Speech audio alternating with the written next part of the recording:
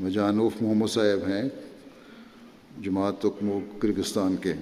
یہ لکھتے ہیں کہ عثمان چو صاحب سے میری ملاقات 1994 میں ایک سفر کے دوران جہاز میں ہوئی.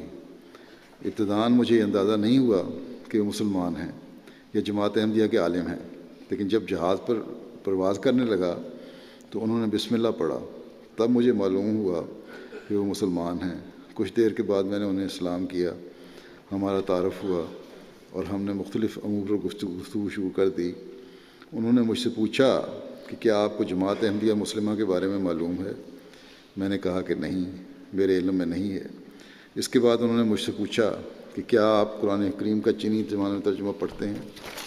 میں نے جواب دیا کہ جی میں پڑھتا ہوں. اس پر کہنے لگے کہ چینی زبان میں قرآن کریم کے کتنے تراجم کا آپ کو علم ہے؟ میں نے کہا کہ اس وقت جتنے تراجم موجود ہیں میں نے ان کا مطالعہ کیا ہے اور کر رہا ہوں. عثمان صاحب نے پوچھا کہ جن مترجمین نے قرآن کریم کے تراجم چینی زبان میں کیے ہیں کیا آپ ان کو جانتے ہیں؟ میں نے کہا میں تو سب کو جانتا ہوں. تو عثمان صاحب نے کہا ان مترجمین میں سے ایک مترجم کا نام عثمان چو ہے، کیا آپ انہیں جانتے ہیں؟ میں نے کہا جی میں انہیں جانتا ہوں، لیکن میں نے ان کا ترجمہ قرآن نہیں پڑھا اور نہ ہی کبھی ان سے ملاقات ہوئی ہے. انہوں نے پوچھا کہ آپ عثمان چو کو کیسے جانتے ہیں؟ میں نے کہا کہ بس مجھے یہ علم ہے کہ وہ عالم ہیں، قرآن کریم کا چینی زبان میں ترجمہ کر چکے ہیں، مگر میں نے انہیں کبھی دیکھا نہیں. اس پر انہوں نے بتایا کہ میں ہی عثمان چو ہوں. مجھے یقین نہیں آ رہا تھا کہ عثمان چو صاحب سے ملاقات کر رہا ہوں.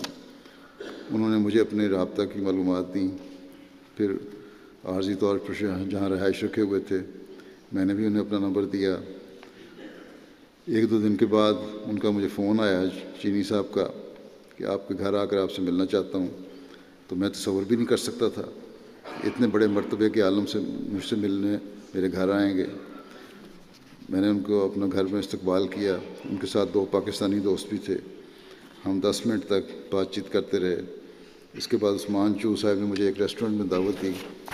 میں نے انہیں کہا کہ آپ مہمان ہیں اور مجھے آپ کو دعوت دینی چاہیے، لیکن انہوں نے کہا کہ آپ طالب علم ہیں اور میں آپ کا بڑا ہوں اور والدین کی جگہ ہوں، اس لیے آپ کی مدد مجھے کرنی چاہیے. اس کے بعد ہم ریسٹورنٹ میں گئے، کھانا کھایا، مختلف امور پر گفتگو ہوئی.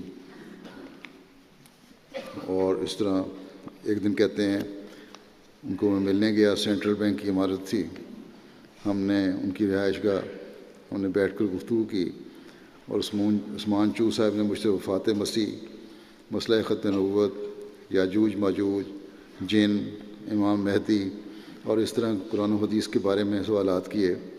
میں نے انہیں وہی جواب دیا جو عام طور پر روایتی مسلمان دیا کرتے ہیں. عثمان چو صاحب مسکرانے لگے اور پھر انہوں نے مجھے ان تمام سوالات کے صحیح جوابات بتائے. مجھے الفاظ ہی نہیں مل رہے تھے کہ میں کیا کہوں.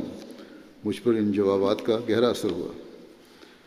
اس طرح انہوں نے مجھے قرآن کریم کا ترجمہ اور کچھ کتب بھی تحفہ کے طور پر دیں اور انہیں کہا کہ انہیں پڑھو اور پھر ضرور لکھنا اور بتانا کہ ان کتابوں کو پڑھ کر کیسا لگا.